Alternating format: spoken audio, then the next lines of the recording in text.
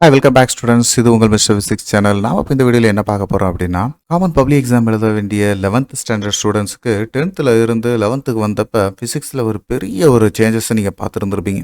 அப்படி பெரிய சேஞ்சஸை மட்டும் பார்த்துருந்தது மட்டும் இல்லாமல் ஃபஸ்ட் டைம் கவர்மெண்ட் கொஸ்டின் பேப்பரை ஃபஸ்ட்டு மிட்டம் வழியாக நம்ம பார்க்க போகிறோம் இல்லைங்களாப்பா. அந்த படப்படப்போட அந்த கொஸ்டின் பேட்டர்ன் எப்படி இருக்கும், கொஸ்டின் எந்த மாதிரி கேட்பாங்க, ஃபிசிக்ஸுக்கு நம்ம எந்த அளவுக்கு தயாராக இருக்கணும், எந்தெந்த கொஸ்டின்லாம் ரொம்ப மோஸ்ட் இம்பார்ட்டன்ட் அப்படின்னு நீங்கள் சர்ச் பண்ணிட்டு இருப்பீங்க இல்லையா. அந்த மாதிரி கொஞ்சம் மார்க் ஸ்கோர் பண்ணணும், படிக்கணும், கடைசி நேரத்தில் மார்க் எடுக்கிறதுக்கு வாய்ப்பு இருக்கா அப்படின்னு சர்ச் பண்ணுற உங்களுக்காகத்தான் இந்த வீடியோ. ஸோ இந்த வீடியோவில் நம்ம பார்க்க போகிறது ஃபஸ்ட்டு கொஸ்டின் பேட்டர்ன். இந்த கொஸ்டின் பேட்டர்ன் அப்படின்றதுல நம்மளுக்கு ஃபஸ்ட்டு மிட்டம் டெஸ்ட்டில் ஜூலை மந்த் நம்ம இப்போ எழுத போகிற இந்த 11th ஸ்டாண்டர்ட் ஸ்டூடெண்ட்ஸ்க்கு ஃபிசிக்ஸ் வந்து 35 மார்க்ஸ்க்கு நம்மளுக்கு எழுத போகிறோம்ப்பா. கொஸ்டின் பேப்பரில் டைம் டியூரேஷன் நம்மளுக்கு 1 hour 15 minutes தான் கொடுத்துருப்பாங்க. ஆனால் நம்மளுக்கு மோஸ்ட்லி எக்ஸாம் 130 hours வரைக்கும் நடக்கலாம். ஏன்னா 10th ஸ்டாண்டர்ட் ஸ்டூடெண்ட்ஸ்க்கும் 1 hour 30 minutes வரைக்கும் இருக்குன்றதுனால. இங்கே நம்மளுக்கு போர்ஷன் அப்படின்னு பார்க்கும்போது நம்மளுக்கு லெசன் 1, லெசன் 2, லெசன் 3 இந்த 3 லெசன் நம்மளுக்கு ஃபஸ்ட்டு மிட்டம் போர்ஷனாக நம்மளுக்கு கேட்பாங்கப்பா. மேபி இதை தேர்டு லெசன் ஃபுல்லாக கம்ப்ளீட் பண்ணாத நிறையா ஸ்கூலில் என்ன செஞ்சுருப்பாங்கன்னா இதில் பாதி போர்ஷன் மட்டும் கூட நம்மளுக்கு என்ன செஞ்சுருக்கலாம் கேட்பாங்க. ஸோ அதனாலேயே கவர்மெண்ட் ஸ்கூலில் இருந்து நம்மளுக்கு கேட்கக்கூடிய கொஸ்டின் அவங்க எவ்வளோ போர்ஷன் முடிச்சிருக்காங்களோ அந்த கொஸ்டின் எடுக்கக்கூடிய டீச்சர்ஸ் அதை வச்சு நம்மளுக்கு கேட்பாங்க. இருந்தாலும் ஃபுல் சேஃபாக நம்ம இருக்கணும், நம்ம எப்படியும் கண்டிப்பாக படிக்கத்தான் போகிறோம், ஃபுல் மார்க் ஸ்கோர் பண்ணணும் அப்படின்னு நினைக்கிறவங்க இந்த லெசன் 3யும் சேர்த்து படிச்சுக்கோங்க. இந்த ஸ்டடி பிளான் அப்படின்றதுல நம்ம ஃபஸ்ட்டு இந்த 3 லெசன்லையும் 1 மார்க்கை பொறுத்த வரைக்கும் எந்த ஒரு காம்ப்ரமைஸும் இல்லாமல் புக் பேக்கில் இருக்கக்கூடிய 15 ஒன்வர்ஸ், ஒவ்வொரு லெசனில் இருக்கக்கூடிய 15 ஒன்வர்ஸை தரவாக படிச்சுக்கோங்க. ஒவ்வொரு லெசனுக்கும் 15 நிமிஷம் எடுத்துக்கோங்கப்பா. அவ்வளோ ரஷ் பண்ணி ஒவ்வொரு தடவையும் ஆப்ஷன் வித் ஆன்சர்ஸை நம்ம என்ன செஞ்சுங்க திரும்ப திரும்ப எழுதி பார்த்துக்கோங்க. அப்படி எழுதி பார்த்துக்கிட்டிங்க அப்படின்னா கண்டிப்பான முறையில் உங்களுக்கு ஆனுவல் எக்ஸாம் வரைக்கும் அது ஹெல்ப்ஃபுல்லாக இருக்கும். ஸோ இப்போ படிக்கக்கூடிய இந்த எக்ஸாம் தான், இதுக்கு நம்மளுக்கு எவ்வளோ எஃபோர்ட் எடுக்கிறோமோ அது எதுவும் வீணாகாது. அடுத்து நம்ம குவார்டர்லி எக்ஸாம் வரப்போகுது செப்டம்பரில், அதுக்கப்புறம் ஹாஃப்லி எக்ஸாம் டிசம்பரில் வரப்போகுது. ஃபிசிக்ஸில் நம்ம இப்போ பார்க்குறதுக்கு ஃபஸ்ட்டு புக் பேக் 1 மார்க் நம்ம தரவானதுக்கப்புறம் இப்போ 2 மார்க்கு 3 மார்க்கு 5 மார்க் நிறைய இருக்கே சார். அது போக நம்மளுக்கு ப்ராப்ளம்ஸ் வேறு இருக்குது.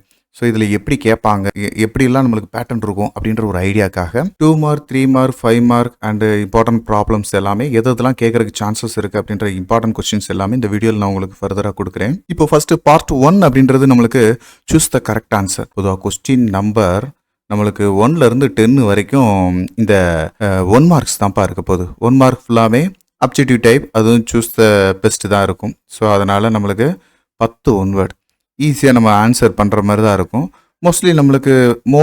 சரிங்களா, mostly 7 to 8 onwards book back onwards இங்கே கேட்பாங்க.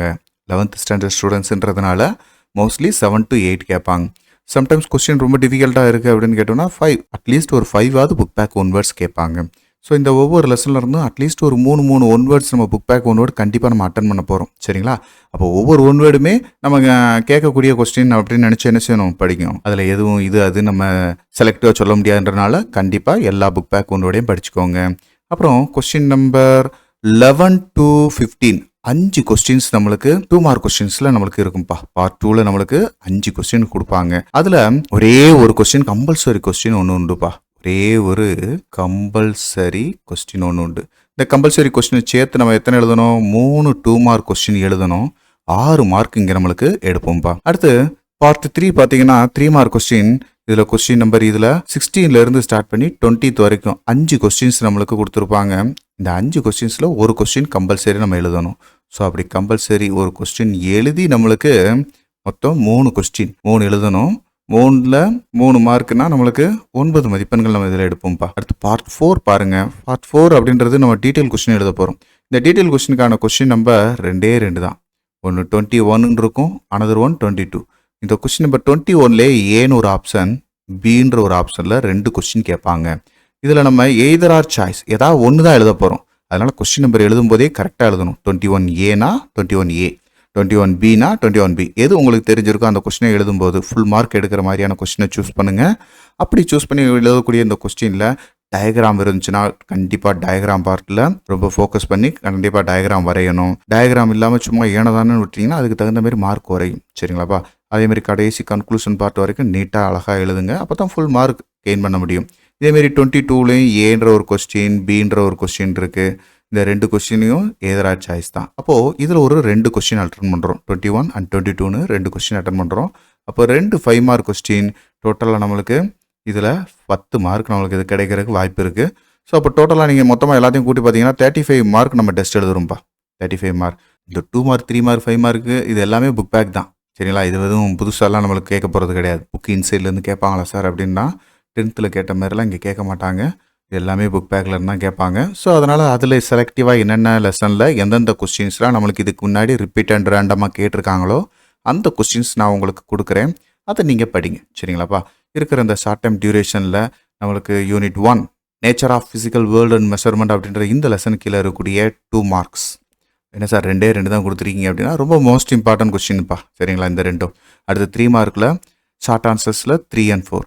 இப்போது கவர்மெண்ட் ஸ்கூல் ஸ்டூடெண்ட்ஸ் தமிழ் வழி மாணவர்களுக்கும் இங்கிலீஷ் மீடியம் ஸ்டூடெண்ட்ஸ்க்கும் 2 பேருக்கும் பொதுவாக காமனாக பொருந்தணும் அப்படின்றதுக்காக தான் கொஸ்டினாக கொடுக்காம கொஸ்டின் நம்பர் கொடுத்துருக்கேன். அப்போ 2 பேருக்கும் காமனாக இருக்கணும் அப்படின்னா இது எஸ்சிஏன்னா ஷார்ட் ஆன்சர்ஸ்ன்னு நம்ம இங்கிலீஷ் மீடியம் ஸ்டூடெண்ட்ஸ் புரிஞ்சுக்கிடும். எஸ்ஏனா என்னது? Short answers. அப்போ எல்ஏனா லாங் ஆன்சர். சரிங்களா? ஸோ அப்போ கொஸ்டின் நம்பரை நீங்கள் சூஸ் பண்ணுறது ஈஸியாக இருக்கும். அப்போ தமிழ் மீடியம் ஸ்டூடெண்ட்ஸ் என்ன சார் செய்யணும் அப்படின்னா எஸ்சிஏ அப்படின்றது குறுகிய விடையலி அப்படின்றக்கூடிய புக் பேக்கில் இருக்கக்கூடிய கொஸ்டின்ஸ்ப்பா. சரிங்களா?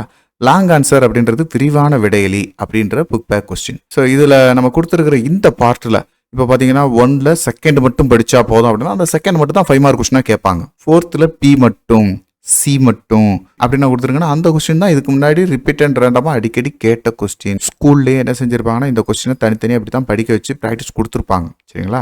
ஸோ மோஸ்ட்லி இந்த ஃபஸ்ட் லெசனை பொறுத்த வரைக்கும் எக்ஸாம்பிள் ப்ராப்ளம் தான்ப்பா அதிகமாக கேட்டிருக்கிறாங்க. ஸோ அதில் கேட்கறதுக்கு வாய்ப்பு இருக்கக்கூடிய ப்ராப்ளத்தை நான் இங்கே கொடுத்துருக்கேன்.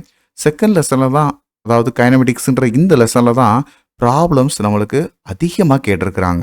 பப்ளிக் எக்ஸாம்லேயே கேட்டிருக்கிறாங்க.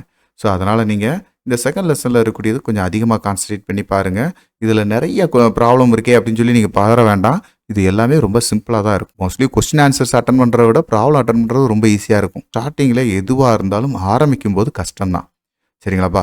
ஸோ அந்த ஆரம்பிக்கும் போது நேரத்தை செலவு பண்ணி நீங்கள் படித்து பழகி மார்க் எடுத்துட்டீங்க அப்படின்னா உங்களுக்கு எப்படி படிக்கிறதுன்னு உங்களுக்கு தெரிஞ்சிடும். சரிங்களாப்பா? ஸோ அதனால் இந்த ப்ராப்ளத்தை பார்க்கும்போது ஐயோ இவ்வளோ இருக்கே அப்படின்னு நீங்கள் நினைக்க வேண்டாம். அதை எழுதுறதுக்குன்னு ஒரு சில நுட்பங்கள் இருக்குது. அதை எல்லாத்தையும் நான் கண்டினியூஸாக வீடியோஸில் உங்களுக்கு நான் போட்டுக்கிட்டே இருக்கிறேன். நீங்கள் அதை கொஞ்சம் பாருங்கள். இந்தமாரி ப்ராப்ளத்தெல்லாம் அட்டன் பண்ணுறது மூலமாக உங்களுடைய ஃப்யூச்சரில் நீங்கள் நீட் எக்ஸாம், ஜேஇ எக்ஸாமு இப்படி உங்களுடைய இன்ட்ரெஸ்ட் எது இருக்குதோ அதை எல்லாத்தையும் நீங்கள் ஈஸியாக சைன் பண்ண முடியும். உங்களுக்கு அதுக்கு ரொம்ப ரொம்ப ஹெல்ப்ஃபுல்லாக இருக்கும். புக்கு இன்சைடிலேருந்து உங்களுக்கு கொஸ்டின் கொடுப்பாங்கன்னு நம்ம சொல்கிறோம் பார்த்தீங்களா? அதெல்லாம் ரொம்ப டிஃபிகல்ட்டாலாம் இருக்காதுப்பா. அது எல்லாமே ஒரு அண்டர்ஸ்டாண்டிங் லெவலில் தான் இருக்கும். ஸோ அந்த கொஸ்டின்ஸுக்கு நமக்கு எங்கே போய் புக்கை ஃபுல்லாக ரீட் பண்ணுறது? ஸோ அதுக்கெலாம் இந்த ப்ராப்ளத்தை நம்ம அட்டன் பண்ணியிருந்தாலே என்ன செய்ய முடியும்? கண்டிப்பாக அந்த கொஸ்டின்லாம் அட்டன் பண்ணிடலாம். புக்கு இன்சைட்லேருந்து கேட்கக்கூடிய 1 மார்க் ஃபுல்லாமே உங்களுக்கு எப்போ ஈஸியாக இருக்கும்னா இந்த மாதிரி இருக்கக்கூடிய ப்ராப்ளத்தை எல்லாத்தையும் அட்டன் பண்ணும்போது உங்களுக்கே ஐடியா கிடைச்சிடும். இந்த ஒவ்வொரு டாப்பிக்கையும் நம்ம படிக்கும்போது அதில் என்ன கேட்டிருக்காங்க, இதில் என்ன படித்தோம் அப்படின்றத உங்களால் புரிஞ்சுக்கிட முடியும்.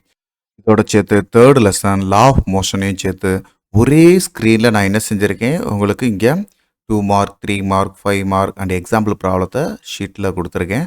இதை நீங்கள் அப்படியே பிரிண்ட் அவுட் எடுத்துக்கிட்டாலும் சரி, அல்லது நீங்கள் ஒரு பேப்பரில் இதை நோட் பண்ணி வச்சுக்கிட்டாலும் சரி, உங்களுக்கு இப்போ மட்டும் கிடையாது, ஃபர்தராக வரக்கூடிய quarterly exam, halfly exam and annual exam கூட இந்த கொஸ்டின்ஸ்லாம் ரொம்ப ரொம்ப ஹெல்ப்ஃபுல்லாக இருக்கும்.